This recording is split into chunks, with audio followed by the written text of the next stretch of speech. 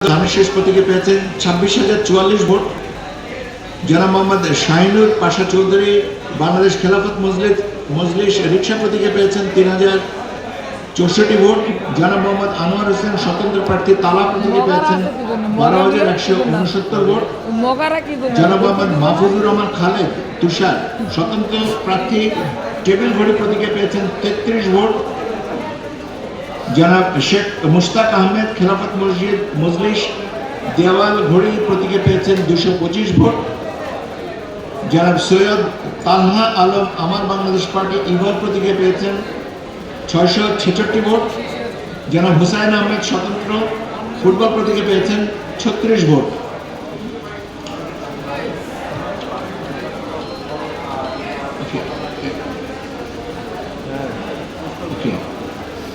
Moulvibazar 114টা vote কেন্দ্রের মধ্যে 35টা vote কেন্দ্রে আমার যে ফলাফল আমার কাছে আছে সেটা হচ্ছে যে জনাব আহমেদ রিয়াজউদ্দিন জাতীয় পার্টি লাঙ্গল প্রতীক নিয়ে পেয়েছেন 382 ভোট। জনাব নাসিরউদ্দিন আহমেদ বাংলাদেশ জাতীয়তাবাদী দল ধানের শেষ প্রতীকে পেয়েছেন 27,767 ভোট।